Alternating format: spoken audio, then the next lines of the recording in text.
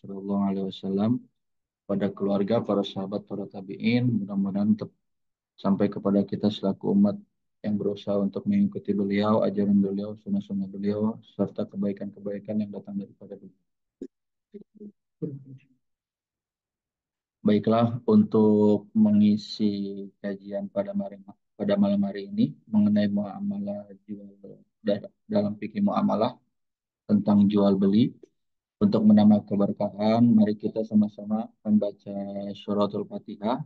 Mudah-mudahan dengan suratul Fatihah yang kita baca, apa yang akan Al Ustadz Salahuddin Al Ayyubi sampaikan bisa masuk kepada hati kita dan bisa kita amalkan dalam kehidupan sehari-hari. La dari Nabi Mustafa Sallallahu Alaihi Wasallam. Al-Fatihah. A'udzubillahi minasyaitonir rajim. Bismillahirrahmanirrahim. Alhamdulillahirabbil alamin arrahmanir rahim maliki yaumiddin. Iyyaka na'budu wa iyyaka nasta'in ihdinas siratal mustaqim siratal ladzina an'amta 'alaihim ghairil maghdubi 'alaihim waladdallin.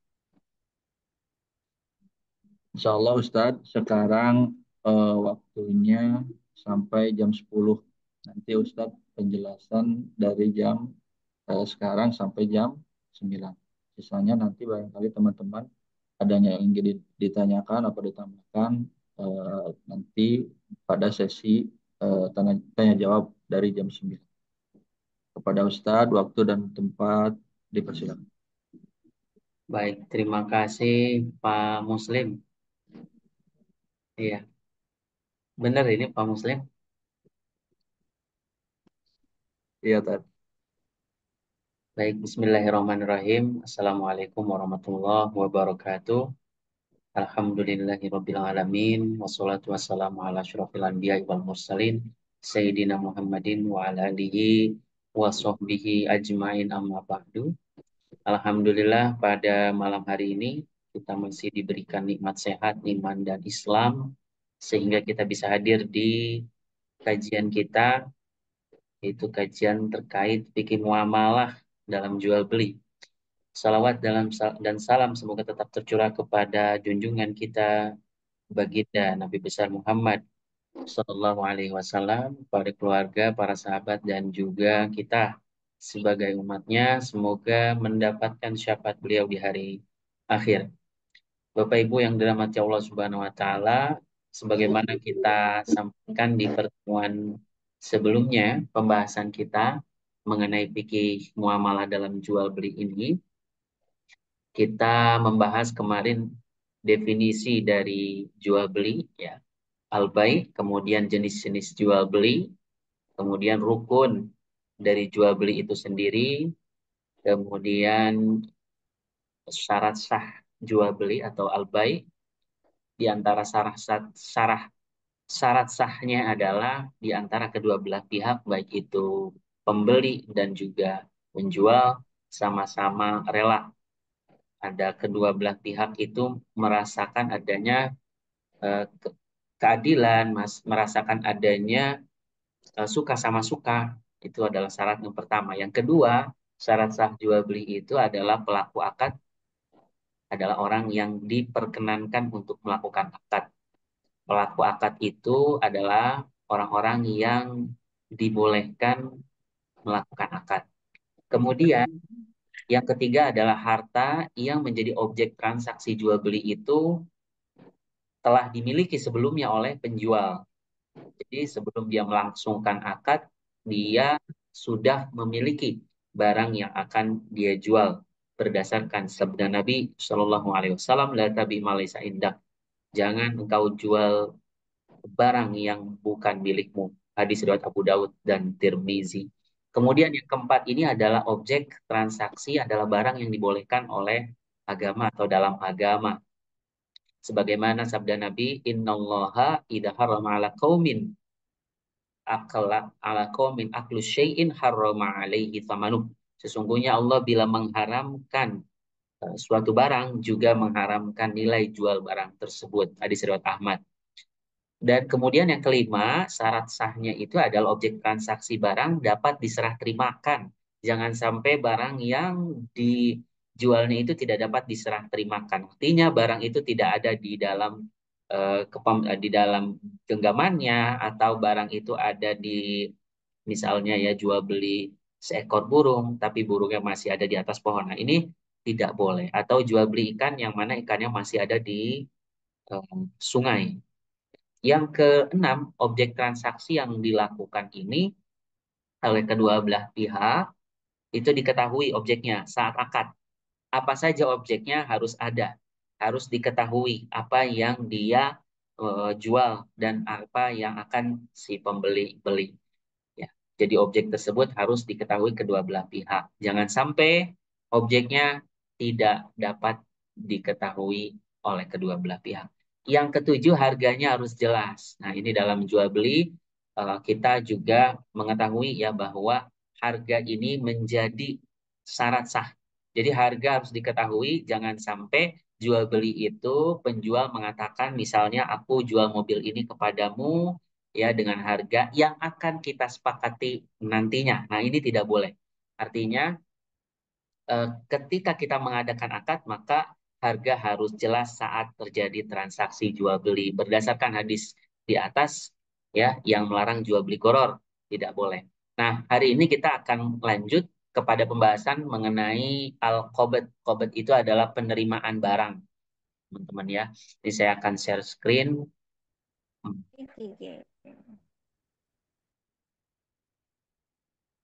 Nah, sebagaimana kita sampaikan bahwa di dalam aktivitas jual beli ini kita juga harus mengerti qobad. Qobad ini adalah penerimaan barang. Dari penjelasan tadi ada 7 ya syarat sah jual beli, maka kita akan mengetahui bahwa akad jual beli yang sah itu akan berdampak pada beralihnya kepemilikan barang dari penjual kepada pembeli. Kepemilikan ini beralih dikarenakan adanya akad tadi.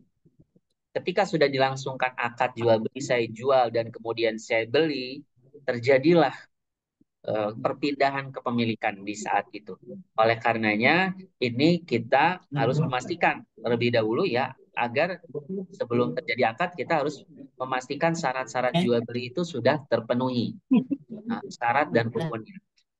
Nah, ketika sudah beralih kepemilikan barang dari penjual kepada pembeli dikarenakan akad yang kita lakukan, ya sekalipun ini belum terjadi penerimaan, ya itu sudah beralih kepemilikannya. Misalnya di sini penjual mengatakan aku jual mobilku kepadamu dengan harga 10 juta rupiah.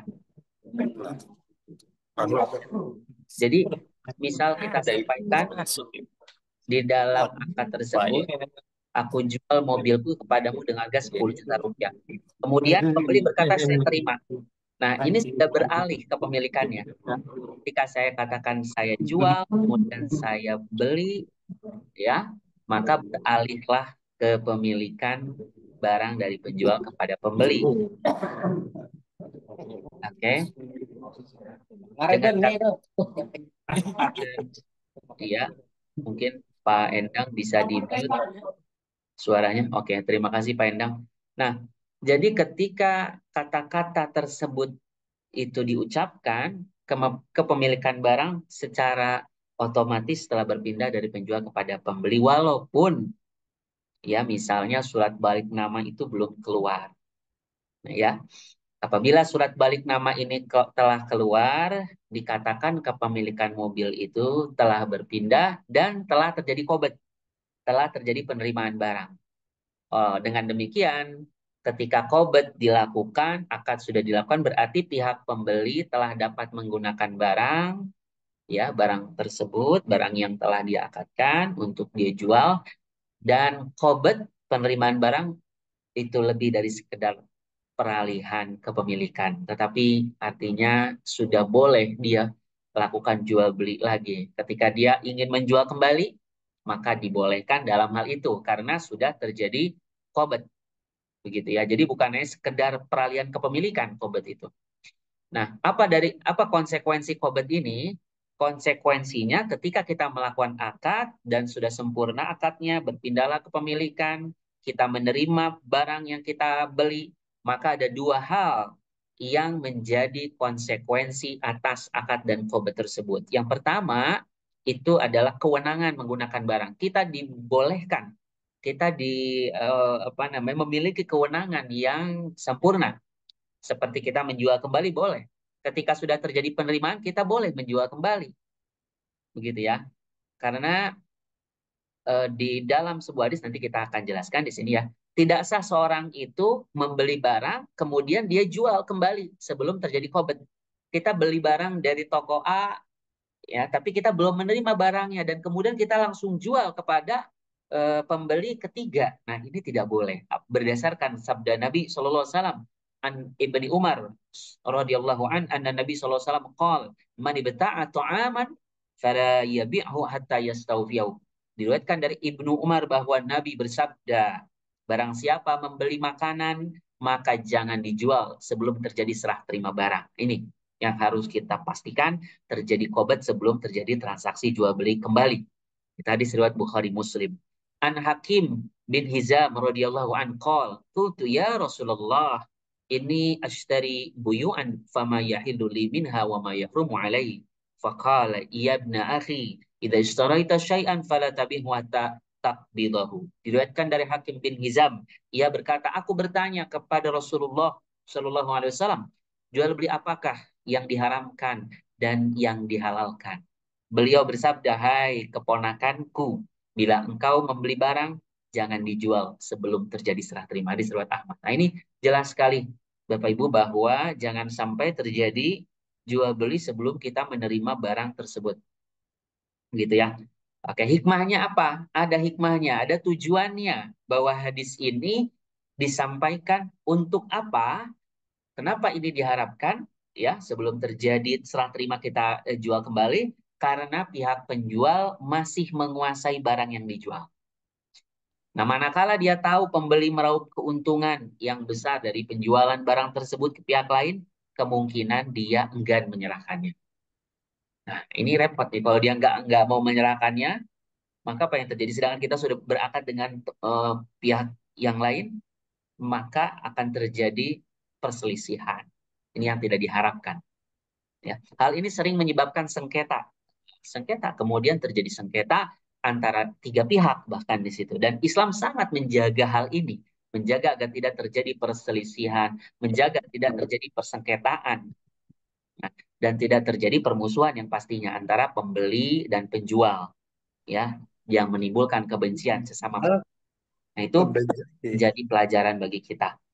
Oke, hikmahnya, tujuannya, kenapa di situ ada tujuannya disyariatkan hadis ini bahwa tidak ada jual beli sebelum terjadi penerimaan barang untuk menghindarkan permusuhan, untuk menghindarkan kebencian antara tiga pihak. Dan yang kedua, konsekuensi dari penerimaan barang itu adalah tanggung jawab barang. Tanggung jawab barang itu berpindah dari pihak penjual kepada pihak pembeli, ya, tanggung jawabnya berubah tuh di situ, berpindah. Yang tadi penjual memiliki tanggung jawab dalam hal penjagaan dan lain sebagainya, maka ketika setelah terjadi akad dan terjadi penerimaan barang, berpindahlah tanggung jawab barang kepada pembeli, gitu ya. Jikalau barangnya lenyap atau hilang, itu setelah terjadi jual beli dan sebelum terjadi qobat penerimaan, kepada siapa di, dimintai pertanggungjawaban? Kepada penjual, karena belum terjadi qobat, ya. Tapi kalau seandainya barang itu apa namanya sudah diserahkan kepada pembeli, maka jika terjadi lenyap, tanggung jawab pembeli.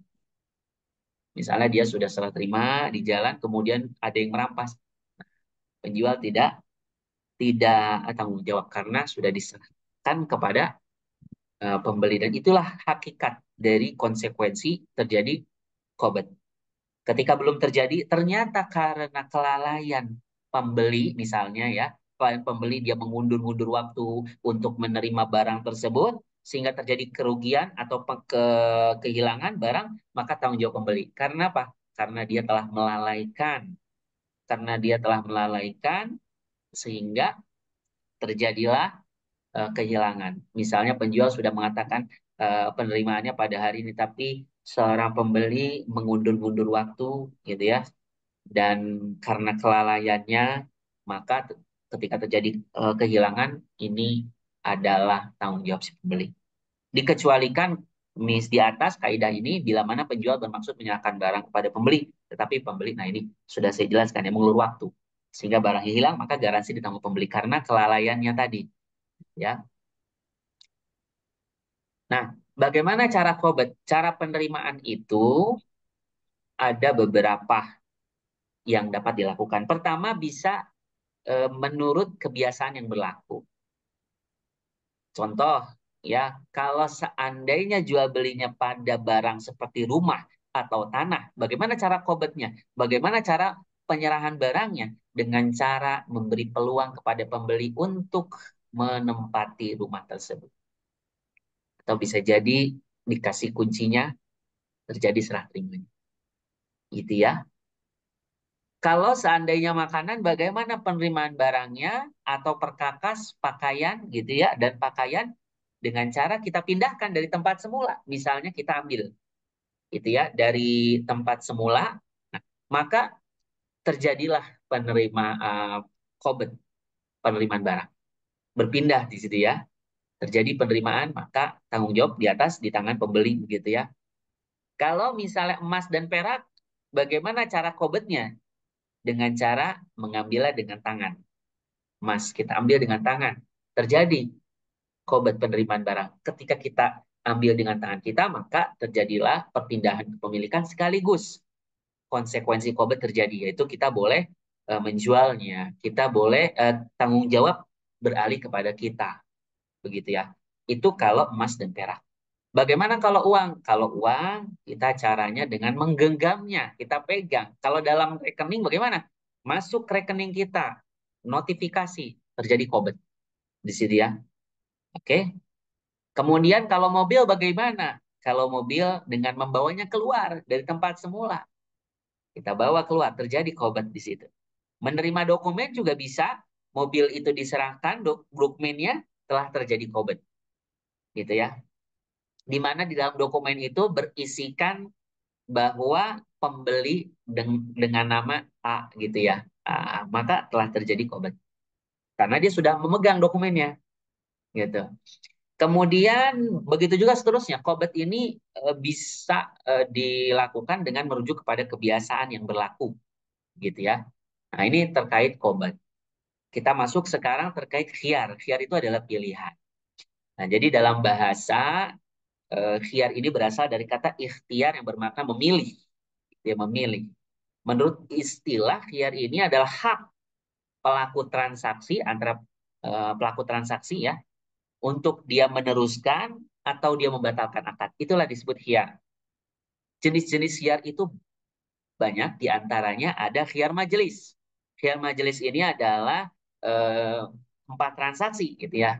Dengan demikian khiyar majelis ini berarti hak pelaku transaksi itu untuk meneruskan atau membatalkan akad selagi mereka berada di majelis tempat transaksi dan belum berpisah. Ketika kita terjadi jual beli antara penjual dan pembeli, kita misalnya sebagai pembeli, kita berakad dengan penjual, sebelum kita meninggalkan, maka kita masih berada di khiyar majelis. Jadi di situ kita bisa melakukan atau menawar sebelum kita melakukan melanjutkan akad atau membatalkan akad. Ketika disitulah kita memiliki hak gitu ya, pilihan di situ. Baik itu kita melanjutkan atau kita membatalkan akadnya. Biar majelis namanya. Jadi di situ boleh kita memilih. Setelah selesai maka hak hiarnya selesai. Gitu ya. Dalilnya apa? Dalilnya dari hadis An Hakim bin Hizam radhiyallahu an Nabi sallallahu alaihi wasallam qala al-bayyi'an bil khiyar ma lam yatafarraqa fa in sadaqa wa bayyana burika lahuma fi bai'ihima wa in kadzaba wa katama mahakat barakah barakatun bai'ihima mahakatin barakatu bai'ihima. Diriwayatkan dari Hakim bin Hizam bahwa Nabi bersabda, penjual dan pembeli memiliki hak khiyar. selama mereka belum berpisah, maka jika keduanya jujur dan saling terbuka, niscaya akad mereka diberkahi, burika gitu ya. Oke. Kemudian dan jika keduanya berdusta, wa in kadzdzaba wa katama, dan saling menutupi, dicabut mahakat barakatu bai'ihima, dan akan dicabut keberkahan dari akad yang mereka lakukan. Dari riwayat Bukhari Muslim. Nah, hikmah penetapan hukum hiyar ini adalah terkadang ini ya, seseorang setelah menjual dan seseorang setelah membeli suatu barang itu timbul dalam dirinya itu penyesalan. Wah, gitu ya. Ternyata barangnya ada cacatnya.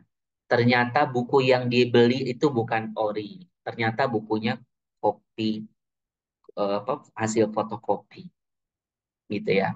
Ini ada sering terjadi ketika terjadi eh, penipuan, terjadi goror, begitu ya. Penyesalan di akhir. Dengan adanya khiyar majelis, gitu ya, dia berhak untuk rujuk, untuk mengembalikan, selama masih ada di dalam majelis itu.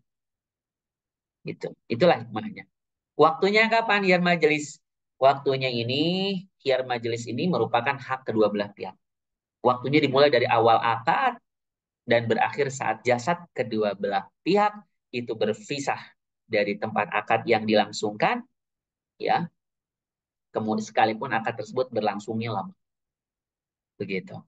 Nah, kalau seandainya akadnya via telepon, waktu khiyarnya berakhir dengan ditutupnya gagang telepon atau handphone, dimatikan, gitu ya. Dan bila mana berlangsung via internet menggunakan program Messenger, WhatsApp dan lain sebagainya, maka waktu khiyar itu berakhir dengan ditutupnya program tersebut.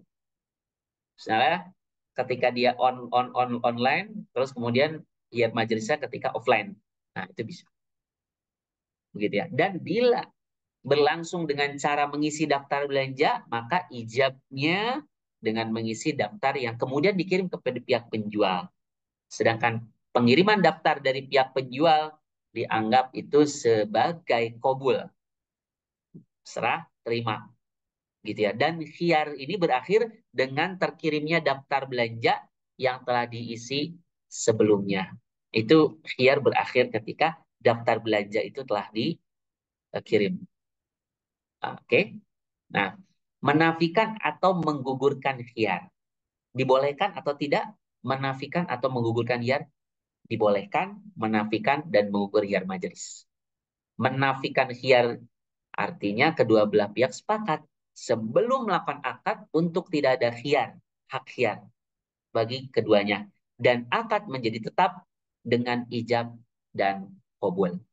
Nah, menggugurkan khiyar ini adalah kedua pihak melakukan transaksi, setelah transaksi dan sebelum berpisah mereka sepakat menggugurkan khiyar.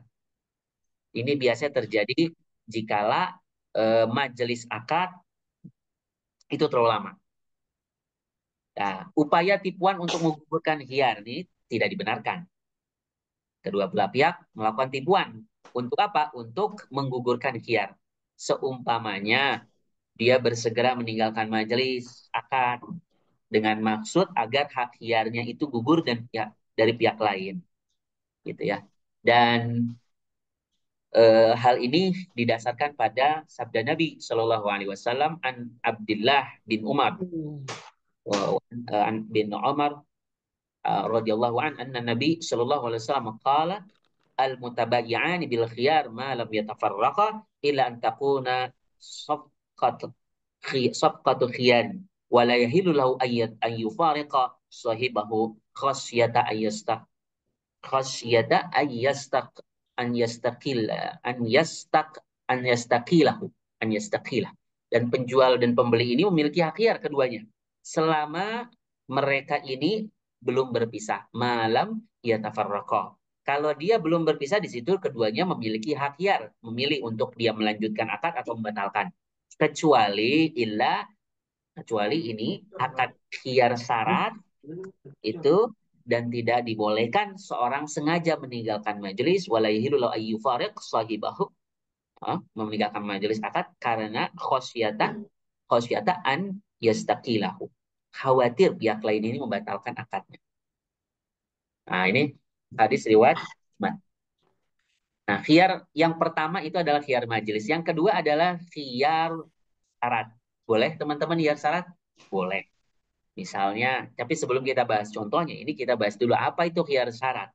Khiyar syarat ini kedua belah pihak atau salah satunya berhak memberikan syarat, suatu syarat, persyaratan, khiyar dalam jangka waktu tertentu. Misalnya seperti ini. Pembeli berkata, aku beli barang ini dengan syarat aku berhak khiyar selama 1 minggu. Maka dia berhak meneruskan atau membatalkan transaksi dalam tempo tersebut sekalipun barang itu tidak ada cacatnya. Gitu ya.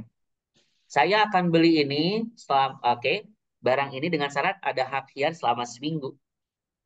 Gitu. Jadi selama seminggu tuh ketika misalnya dia menemukan cacat, bisa dia boleh mengembalikan. Saya beli ini boleh dengan syarat nanti kalau eh, beli saya tidak jadi, ya, saya boleh mengembalikan ya. Nah ini boleh. Misalnya kita mau menjual kembali kepada pembeli ketiga, pembeli kedua. Nah, kita mengatakan kepada penjual untuk melakukan ikhtiar syarat. Saya mau membeli barang ini dengan syarat, ya, saya memiliki akhir di mana ketika pembeli saya nanti tidak jadi beli, saya boleh mengembalikan barang ini. Itu dibolehkan, namanya khiyar syarat. Gitu ya. Dalilnya apa? Dalilnya an Ibni Umar bin Auf radhiyallahu an anna Nabi sallallahu alaihi wasallam qala al-muslimuna ala syurutihim illa syartan harrama halalan aw halal haraman. Diriwayatkan dari Amr bin Auf bahwa Nabi bersabda orang Islam terikat dengan persyaratan yang mereka buat. Jadi kita terikat dengan persyaratan yang kita buat selagi syarat itu tidak mengharamkan yang halal dan menghalalkan yang haram. Hadis riwayat Tirmizi. Jadi ketika syaratnya itu tidak mengharamkan yang halal dan menghalalkan yang haram, dibolehkan. Gitu ya. Syarat sahnya apa? Khiyar syarat ini. Pertama, agar khiyar syarat ini dianggap sah, itu disyaratkan ada 2 hal. Yang pertama itu kedua belah pihak harus saling rela. Ini, baik kerelaannya terjadi sebelum atau saat akad berlangsung. Ketika kedua belah pihak rela, baik itu sebelum maupun akad berlangsung, maka terjadilah kesempurnaan syarat khiyar syarat tadi. Yang kedua, ini syaratnya adalah waktunya jelas. Sekalipun jangkanya, waktunya panjang. Misalnya tadi 1 minggu. Atau saya, pembeli saya memesan barang ini kepada saya belum memilikinya. Saya beli dari Anda. Oke, ketika nanti seandainya pembeli saya itu membatalkan akadnya, maka bolehkah saya mengembalikan barang kepada Anda? Jika boleh, oke, terjadi kesempurnaan itu ya. Waktunya jelas di situ ketika dia datang, penjualnya ternyata tidak jadi membeli, dia kembalikan. Tapi ketika dia jadi, maka dia jadi terjadi jual belinya di situ. Gitu ya. Nah, kapan berakhirnya masa khiyar syarat ini? Khiyar syarat ini berakhir ditandai dengan berakhirnya jangka waktu yang telah disepakati. Tadi misalnya selama 1 minggu. Kedua belah pihak sepakat 1 minggu, maka berakhirlah setelah 1 minggu tuh khiyar syaratnya. Ya, dan kedua belah pihak sepakat gitu ya untuk mengakhiri waktu khiyar. Sebelum berakhirnya waktu yang disepakati sebelumnya. Nah, khiyar yang ketiga adalah khiyar aib. Dari khiyar majelis, khiyar syarat, yang ketiga adalah khiyar aib. Apa itu khiyar aib? Khiyar aib ini adalah hak pilihan untuk meneruskan atau untuk membatalkan akad dikarenakan terdapat cacat pada barang yang mengurangi harganya. Gitu ya. Jadi khiyar ini pilihan untuk dia lanjut atau tidak, untuk dia teruskan atau dia batalkan akadnya karena terdapat cacat pada barang yang mengurangi harganya. Misalnya retak pada dinding rumah yang merupakan objek dari akad tersebut. Mesin mobilnya ternyata ketika dijual tidak berfungsi. Begitu ya. Banyak terdapat buah busuk di bagian bawah keranjang ketika saat terjadi pembelian jumlah besar pada buah. Begitu ya. Nah, ini dari contoh khiyar aib. Nah, hukum menutupi cacat barang bagaimana? Bila terjadi cacat yang mengurangi harga barang, maka pihak penjual berkewajiban menjelaskannya kepada pembeli. Ya, jika tidak dilakukannya, tidak menjelaskannya, maka dia termasuk orang yang menipu. Misalnya dia jelaskan bahwa dengan harga sekian karena terjadi kondisinya adalah ya buahnya memang sudah tidak apa namanya tidak fresh misalnya, atau di bawahnya ada beberapa buah yang sudah apa namanya genjur misalnya. Nah, ini dia jelaskan. Oleh karenanya di sini perlu untuk menyampaikan. Jadi kedua belah pihak mengetahui. Misalnya saya sebagai penjual, saya mengetahui di situ ada terdapat cacat. Pembeli juga harus tahu. Jadi dua-duanya sama-sama well information. Dua-duanya sama-sama tahu informasinya sama. Saya tahu mobil yang saya jual ini dia tahunnya sekian pembeliannya. Kemudian mesinnya seperti ini dan pembeli juga harus tahu sebagaimana pengetahuan yang saya ketahui dari mobil yang akan saya jual. Jadi kedua belah pihak harus tahu. Itulah menghindari goror ya pada kualitas atau pada kuantitas. Ya. Berdasarkan hadis Nabi an Abi Hurairah an Nabi sallallahu alaihi wasallam marra ala marra Nabi SAW marra ala subrati tu'amin fa adkhala yadahu fiha fanalat asabi'ahu balalan faqala ma hadha ya sahibut ta'am qala asabatku sama ya Rasulullah qala afala ja'altahu fawqa ta'am kayyarahu nas man ghasya falaysa minni. Diriwayatkan dari Abu Hurairah bahwa Nabi melewati setumpuk tepung gandum yang yang dijual, lalu beliau memasukkan tangannya ke dalam tumpukan tersebut, ternyata bagian dalam itu basah. Beliau bertanya, "Apa ini, hai penjual tepung?" Ia menjawab, "Terkena hujan, wahai Rasulullah." Lalu beliau bersabda, "Mengapa engkau tidak meletakkannya di bagian atas sehingga orang dapat melihatnya?" Sesungguhnya orang yang menipu tidak termasuk golonganku. Hadis riwayat Muslim. Hati-hati. Ini yang harus diperhatikan oleh kita ketika kita mau melakukan transaksi jual. Kenapa? Karena posisi seorang penjual yang apa namanya yang jujur derajatnya beserta Nabi di surganya bersama para syuhada. Tetapi ketika dia melakukan perbuatan menipu, maka bukan bagian dari golonganku. Oleh karenanya, perhatikan ini. Jangan sampai ketika ada seorang pembeli kita pulang, dia menyesal karena tertipu dengan ulah kita yang menutupi cacat. Ini udah matang, sudah semuanya matang. Ternyata pas dibawa ke rumah, belum matang. Apa namanya, misalnya ya, masih apa ya, masih belum matang gitu, Mas. Asam atau busuk dan lain-lain gitu ya. Nah, ini jangan sampai kita masuk ketika kita menjadi sebagai penjual, jangan sampai nih kita termasuk orang yang melakukan penipuan. Man ghasya falaysa minni. Barang siapa yang menipu tidak termasuk golongan. Hadis riwayat Muslim. Kemudian dari Uqbah bin Amir, ia berkata radhiyallahu an, qala sami'tu Nabi sallallahu alaihi wasallam yaqul al-muslimu aqul muslimi wa la yahidu li muslimin ba'a min akhihi bai'an wa fihi 'aib illa bayyana lah. Dari Uqbah bin Amir ia berkata, aku mendengar Nabi sallallahu alaihi wasallam bersabda, seorang muslim adalah saudara bagi muslim yang lain. Tidak dibenarkan seorang muslim menjual barang yang cacat kepada saudaranya, melainkan ia jelaskan cacatnya. Hadis riwayat Ibnu Majah. Nah, ini ada penjelasan di situ. Bayanalah. Jadi dia harus menjelaskan jikalau memang ada kondisi-kondisi yang barang atau objek jual belinya itu mengalami kerusakan atau ada cacatnya, ya harus disampaikan. Hak pembeli barang cacat.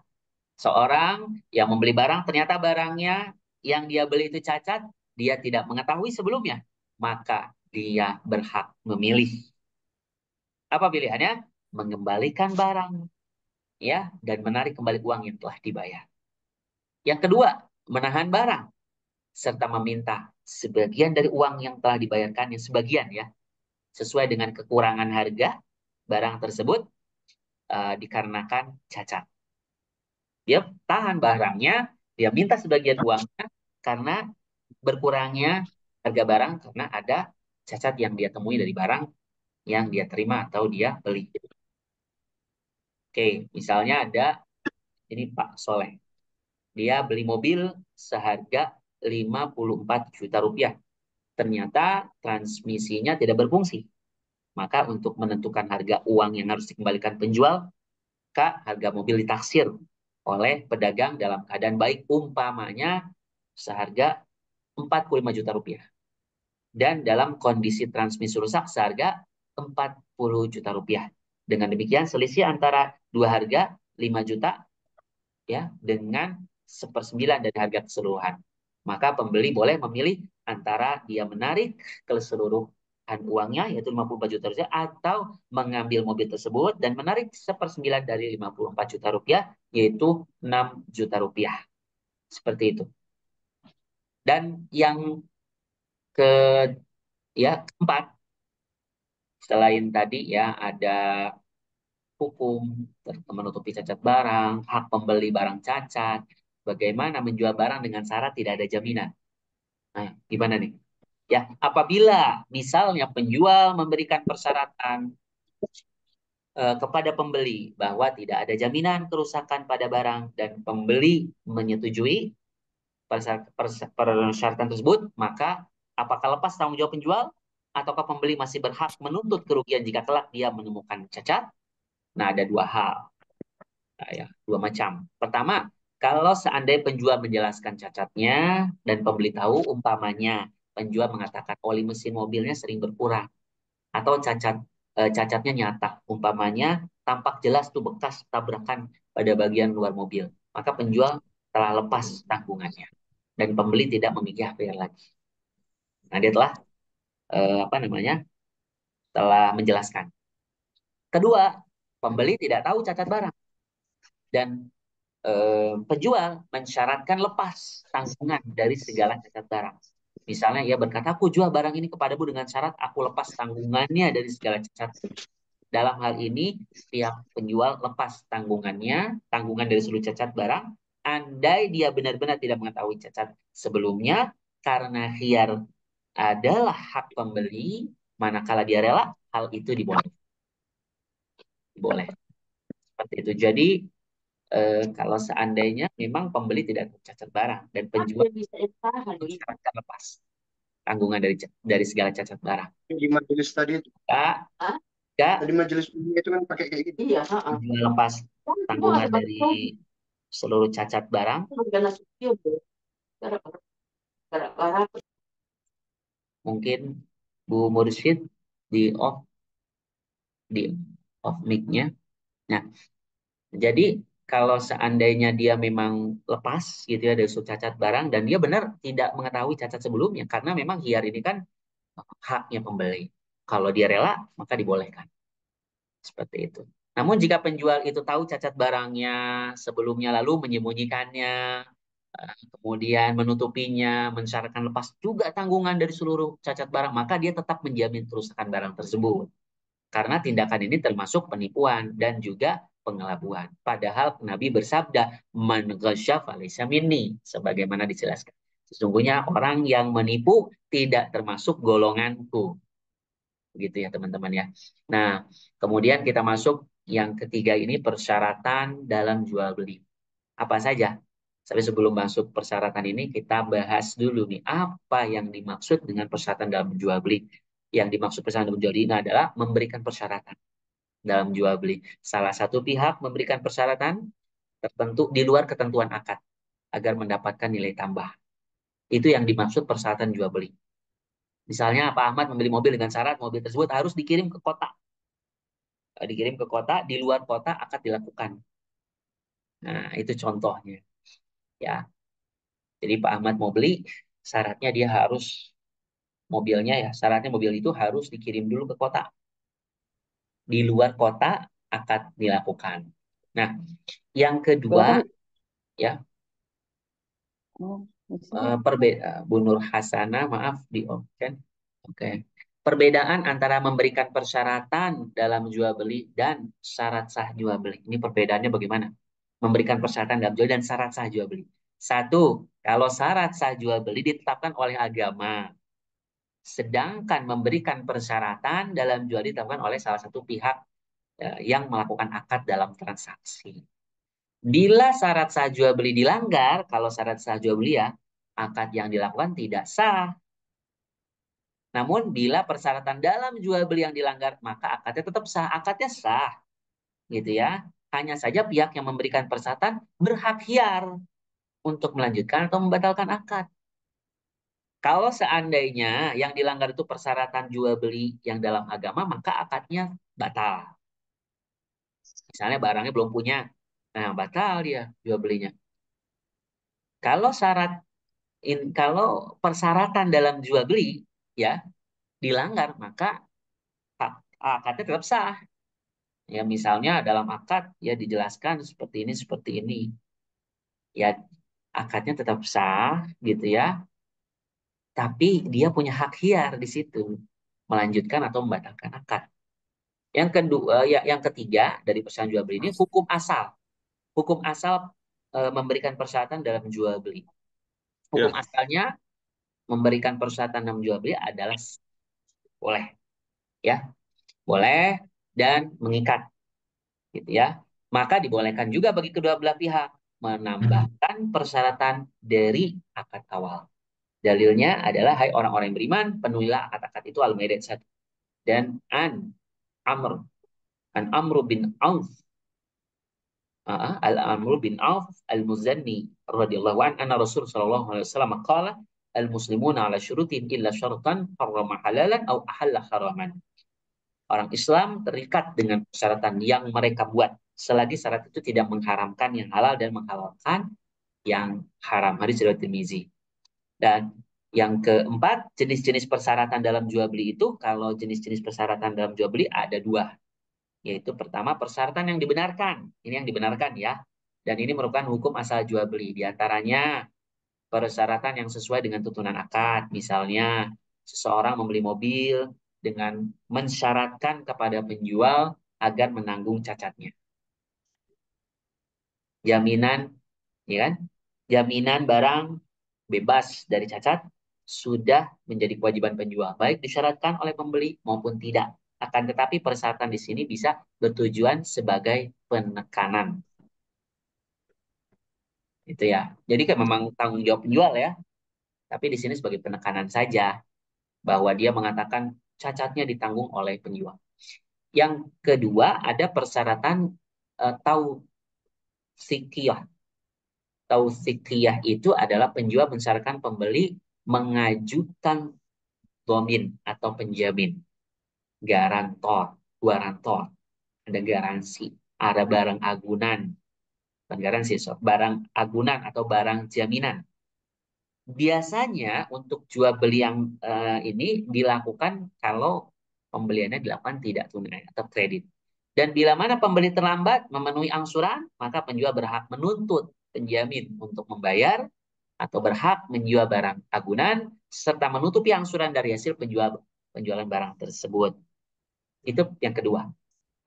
Kemudian yang ketiga persyaratan wasfiyah. Persyaratan wasfiyah itu adalah pembeli mengajukan persyaratan kriteria tertentu pada barang, ya, atau cara tertentu pada pembayarannya. Itu namanya persyaratan wasfiyah. Misalnya pembeli mensyaratkan seperti ini, warna mobil yang diinginkannya hijau. Itu persyaratan. Pembayaran nanti tidak tunai ya. Nah, itu persyaratan yang disifati. Yang keempat, persyaratan manfaat pada barang. Misalnya seperti ini, penjual mobil mensyaratkan memakai mobil tersebut selama 1 minggu sejak akad. Atau pembeli kain mensyaratkan penjual untuk menjahitnya.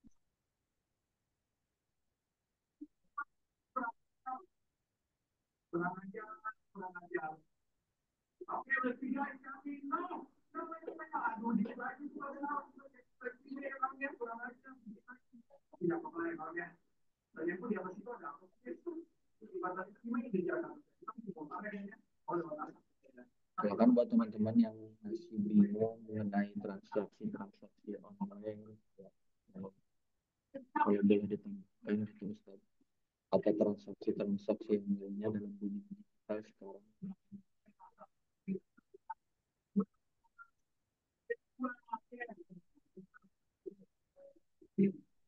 Ustaz, saya kalau ada yang saya boleh tanya. Suaranya kurang jelas, Pak Kurang Musa. jelas. Ya, nah udah jelas. Ada. Begini Ustaz, saya itu pernah lihat di fotonya UI bahwa pay letter itu nggak boleh. Sedangkan saya pernah lihat juga ternyata di ulama lain, kalau nggak salah di Timur Tengah itu ada yang membolehkan dengan transaksi itu, kalau nggak salah akad jual atau tawaruk gitu. Itu gimana Ustaz? Apa kita boleh? Sedangkan kan faktanya di masyarakat sekarang tren pay letter itu emang benar-benar merajalela di mana-mana gitu. Hampir kalangan muda, kalangan tua menggunakan, dan itu termasuk salah satu yang membantu gitu daripada kita harus pinjam-pinjam ke orang yang susah gitu, harus kita gimana ya caranya buat bisa dapat dari orang gitu. Ada dengan adanya itu kan sedikit banyaknya masyarakat terbantu gitu. Gimana itu menurut kita? Pak Muslim, bisa nggak? Itu suaranya jadi kurang jelas. Jadi nggak saya tangkap semuanya gitu. Atau antum tulis pertanyaannya biar saya ini bisa jawab gitu. Siap-siap buat.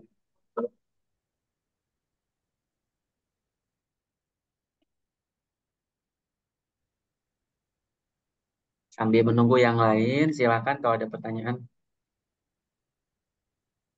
Assalamualaikum Ustadz. Waalaikumsalam, Pak Bu. Iya, sama Alia Ustadz.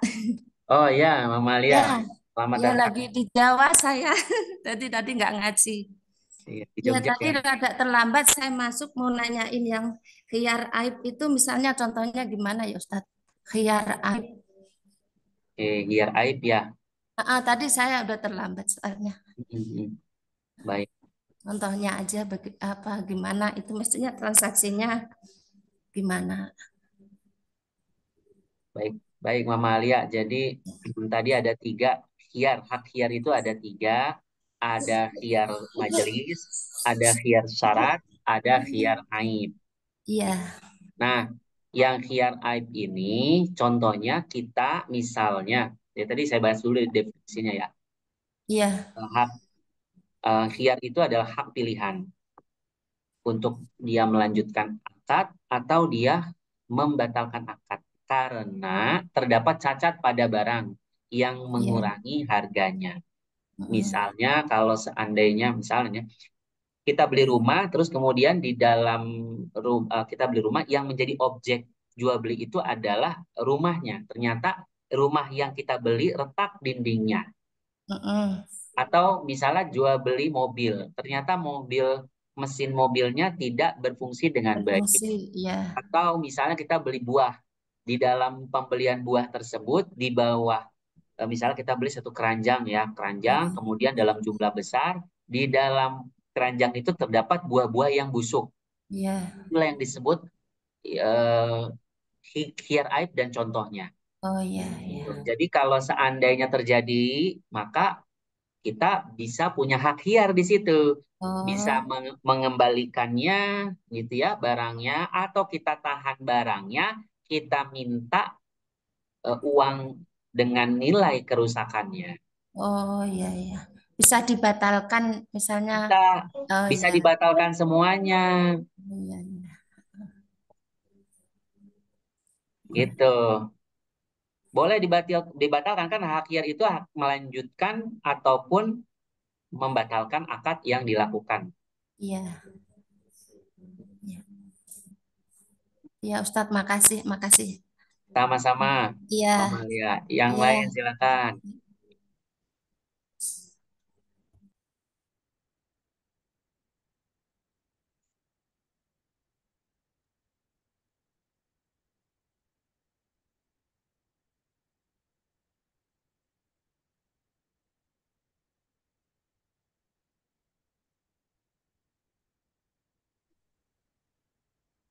Tadi Pak Muslim gimana itu?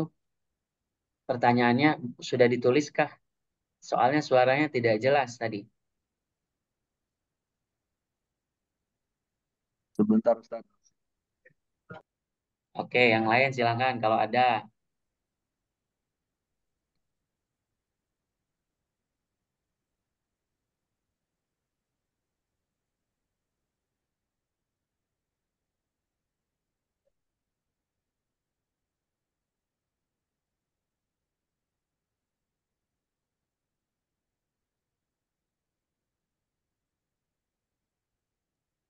Sudah Ustaz.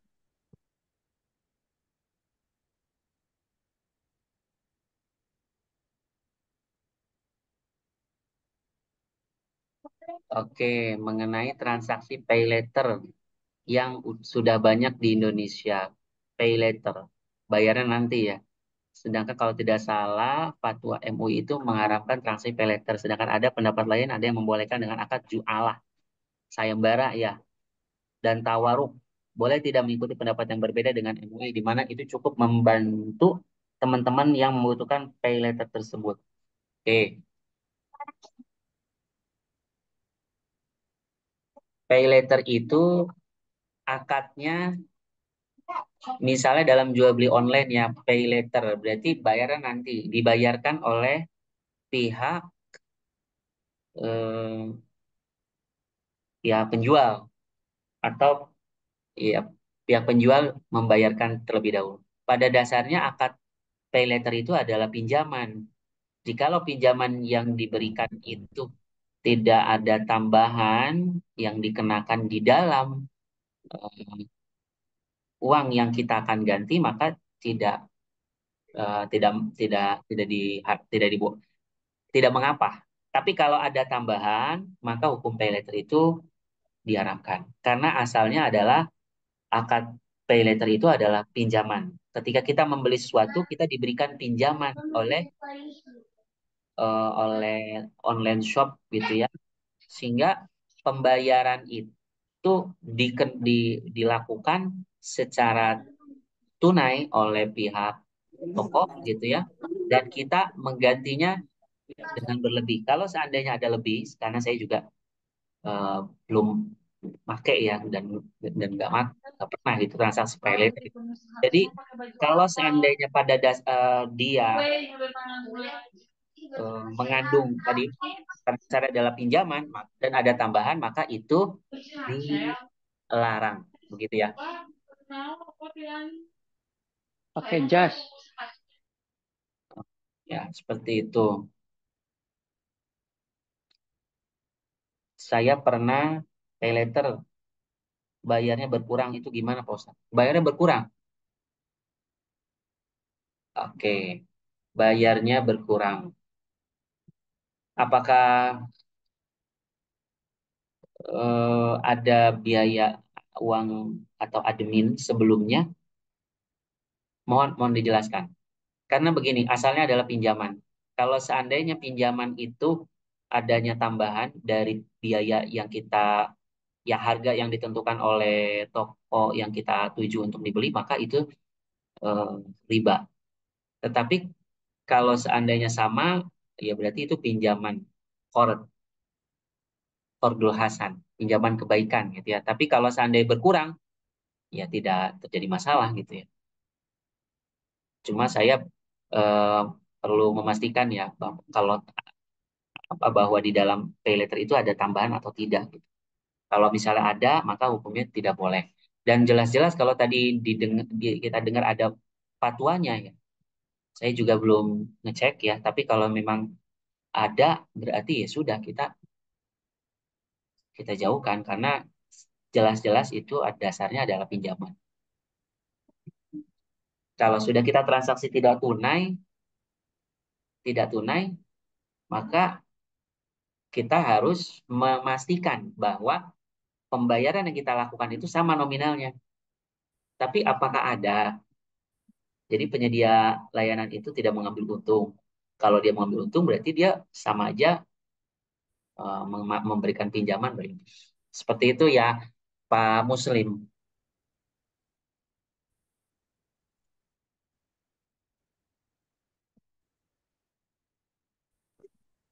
tadi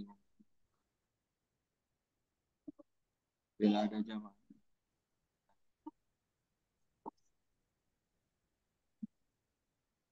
Jamaah. Nah, mungkin yang lain silakan.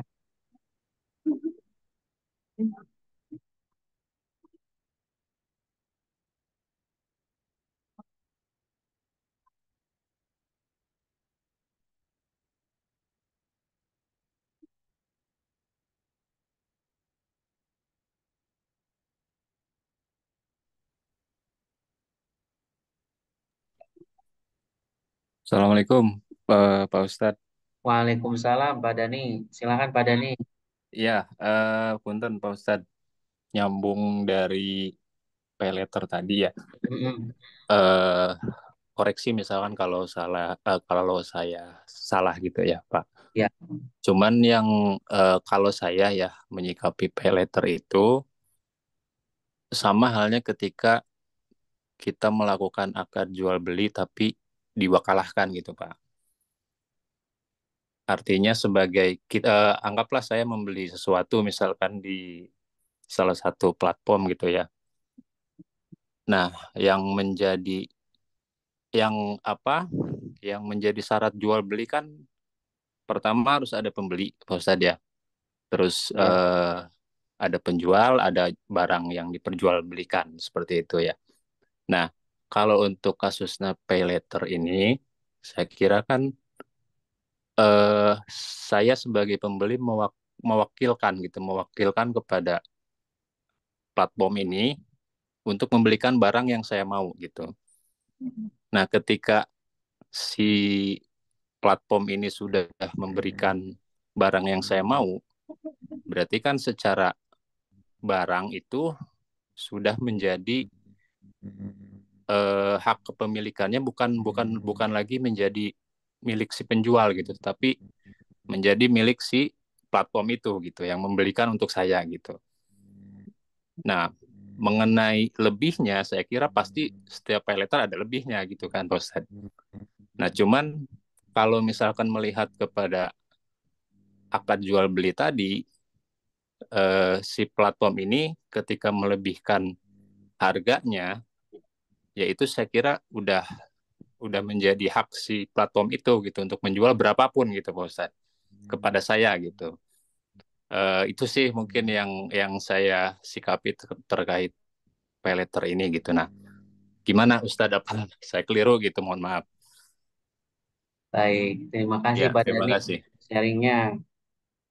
Iya, jadi dalam transaksi yang dilakukan di dalam jual beli online itu, dia ada yang pada dasarnya itu akadnya jual beli, ya Pak, jual beli.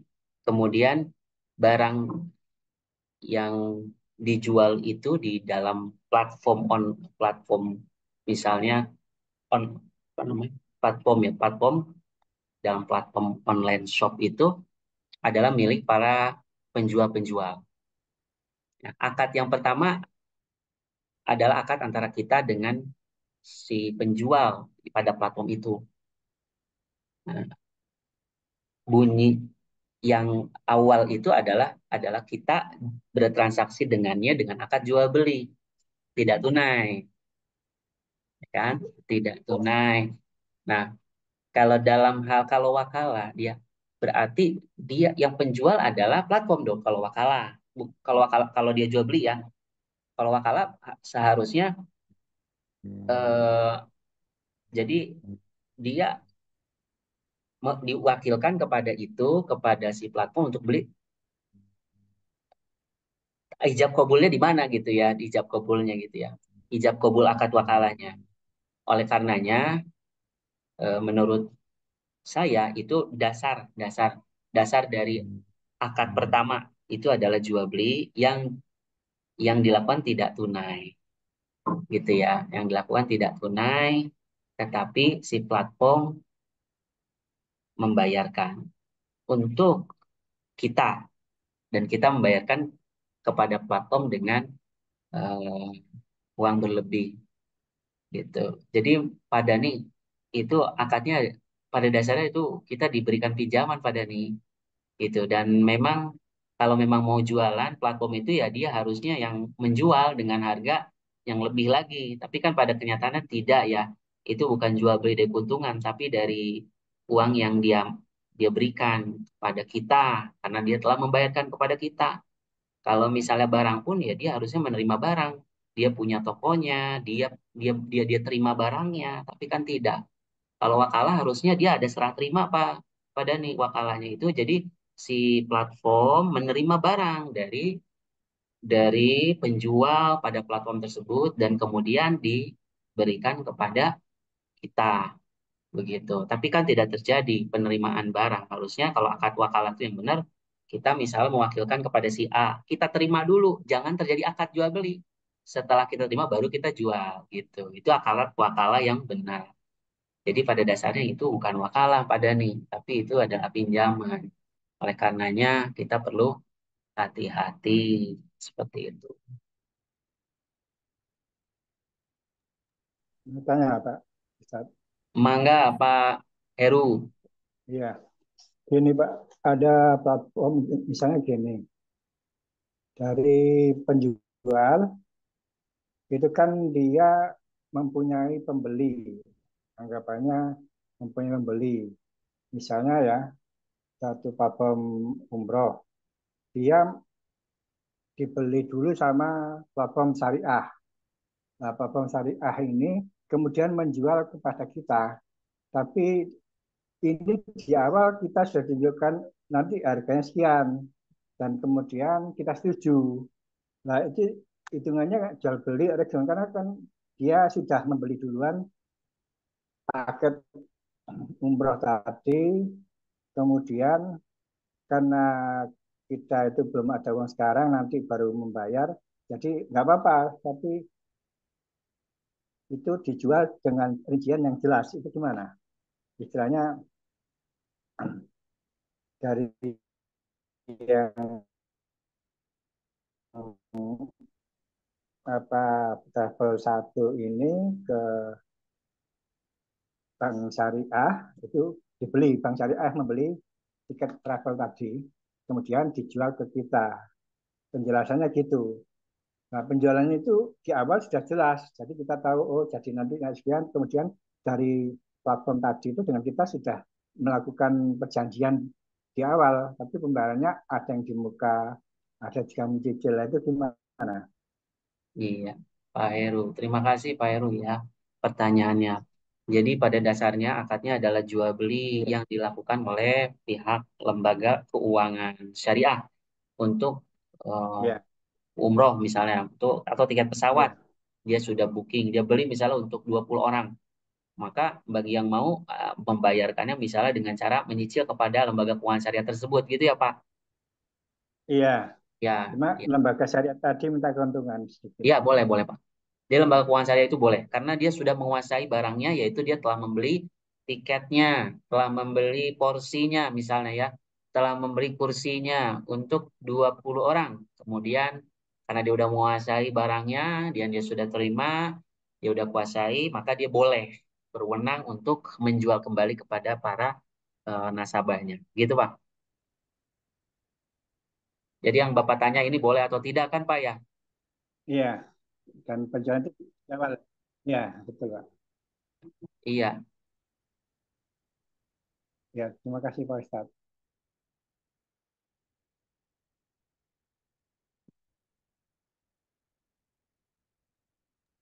Iya, Pak. Seperti itu. Silakan yang lain kalau ada pertanyaan.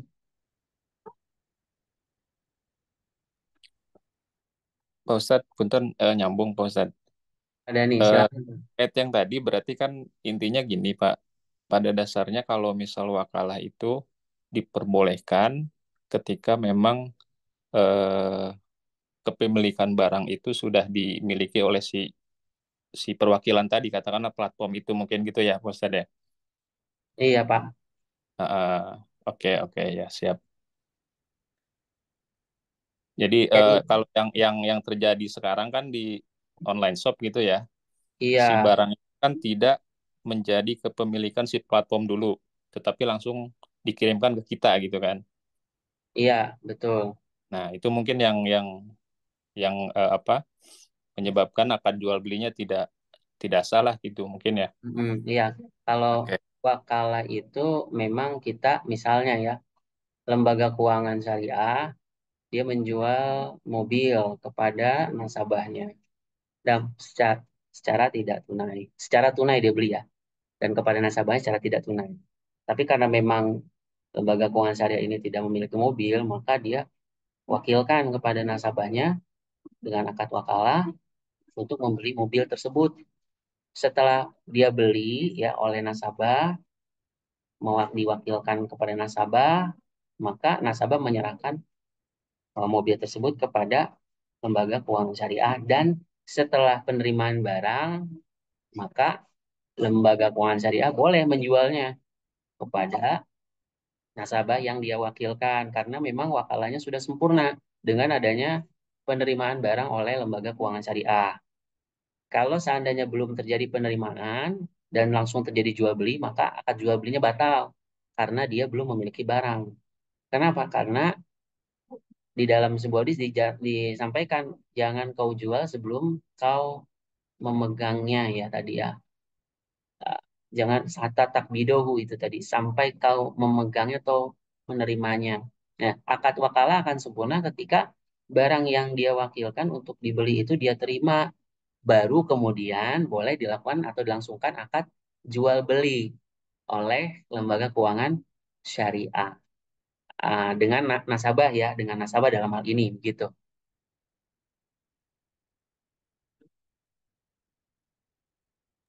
Ya, siap. Terima kasih Pak Ustadz. Ya, sama-sama Pak Dani. Silakan yang lain.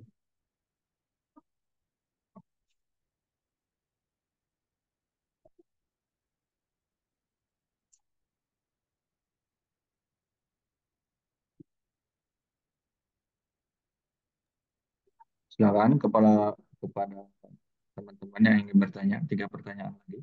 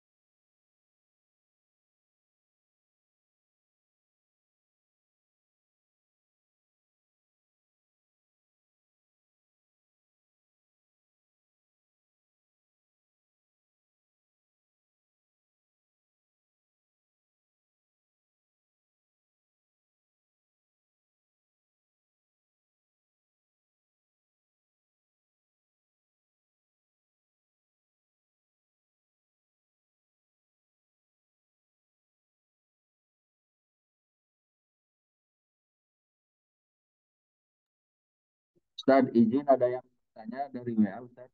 Iya, mangga Pak.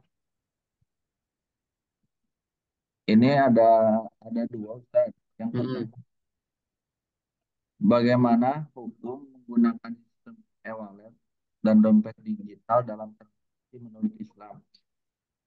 Yang kedua, bagaimana memastikan produk yang dijual secara online? Itu gimana, Ustadz? Jadi kalau tadi saya nggak salah dengar ya, bagaimana hukum e-wallet ya? Iya, dompet digital juga Terus yang pembayaran. Nah, yang keduanya, bagaimana apa hukum bagaimana memastikan produk yang dijual secara online? itu terputus Pak Muslim. Jadi yang saya tangkap tadi bagaimana menjual produk secara online gitu ya? Bukan, Oh, bagaimana kehalalan produk yang dijual secara online? oh, Kehal bagaimana kehalalan produk yang dijual secara online? ya, cara mastiinnya gimana gitu? Oke, yang pertama itu hukum e-wallet ya. Hukum e-wallet ini transaksi yang dilakukan melalui seperti Dana begitu ya, atau GoPay gitu ya. Iya, Tad. Ya, oke. Ketika kita eh, menyimpan uang kita di e-wallet gitu ya, seperti Dana atau GoPay atau sejenisnya, termasuk ya juga di mobile banking ya, di ATM ya, itu dibolehkan. Dibolehkan untuk melakukan transaksi melalui itu, dan kita juga menerima manfaat banyak dari aplikasi tersebut sehingga memberikan kemudahan kepada kita untuk bertransaksi secara tidak tunai. Jadi tidak terjadi masalah. Tapi kalau transaksinya itu untuk hal-hal yang transaksi yang diharamkan oleh agama, ya, yang dilarang dalam agama, maka transaksinya dilarang. Tapi penggunaan e-wallet tersebut pada dasarnya dibolehkan karena di dalamnya terdapat kemudahan untuk masyarakat dalam melakukan transaksi transaksi non tunai. Begitu ya. Nah, menyikapi pertanyaan yang kedua, apakah bagaimana ya memastikan kehalal produk yang dijual secara online? Nah, maka kita harus mengkaitkan dengan jual beli. Jangan sampai kita menjual barang yang belum kita miliki. Dalam artian, kita belum memiliki barang, kita belum menerima barang, tapi kita melakukan transaksi jual beli itu. Nah, ini yang tidak dibolehkan bagi penjual ya.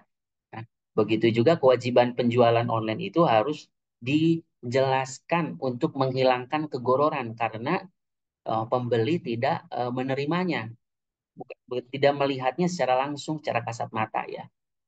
Tapi perlu diwajibkan atas penjual untuk menjelaskan spesifikasi barang-barang yang dijual untuk menghindarkan goror. Memastikan halalnya adalah bahwa barang tersebut sudah dijelaskan secara rinci pada penjelasan, pada gambar tampilan produk yang dia jual. Nah, itu dari sisi pembeli. Jadi untuk memastikannya adalah satu, barangnya memang sudah dibolehkan secara agama untuk dikonsumsi. Yang kedua, dijelaskan secara lengkap dan rinci, begitu ya. Dan yang ketiga, eh, pembayarannya dilakukan tanpa adanya riba, gitu. Itu dibolehkan. Dan untuk memastikan kehalalan seperti itu ya, dilihat juga pembayarannya. Apakah ada unsur ribanya atau tidak, seperti misalnya katakan pembayarannya ada bunganya, begitu ya, tambahan-tambahan ini yang dipastikan dan dilarang di dalam agama, seperti itu. Kalau dalam sisi penjual yang tadi yang nggak perlu kita pastikan, misalnya kita mau menjual secara online, maka kita harus pastikan bahwa barang-barang yang kita jual itu adalah milik kita. Artinya kalau kita menjadi penjual berarti kita harus memiliki barang terlebih dahulu sebelum kita jual. Kalau kita memang mau menjualnya, pastikan barang itu sudah kita terima sehingga eh, kita bertanggung jawab akan kerusakan barang itu. Jadi artinya ada resiko yang kita tanggung, dan keuntungan yang kita terima dari hasil penjualan itu adalah setelah kita mendapatkan resiko-resiko itu. Jadi seperti itu Pak, untuk memastikan bahwa jual beli online kalau kita sebagai penjual ya kita pastikan tadi agar halalan thayyibah. Tapi kalau kita sebagai pembeli ya kita mengonsumsi dengan cara ya tadi bahwa barang-barang itu dibolehkan dalam syariah, pembayarannya tidak ada unsur ribawi, gitu ya, ada barang-barangnya mengandung manfaat, dan juga kita juga dijelaskan dengan spesifikasi-spesifikasi yang jelas sebelum kita memilih atau melakukan atau melaksanakan melanjutkan akad. Seperti itu Pak. Itu dua dua sisi ya, baik itu dari sisi pembeli maupun penjual, seperti itu.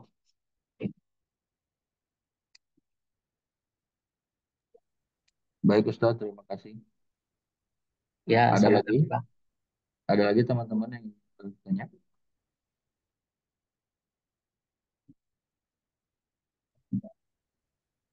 Gimana Ustadz, lanjut apa?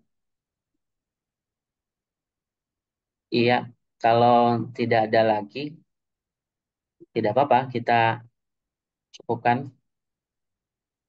Ya udah. Baik Ustadz, Alhamdulillah pada malam ini kita selesaikan kajian mengenai muamalah tentang jual beli. Tadi Ustadz telah memaparkan tentang qobad, hiyar, dan syarat-syarat jual beli.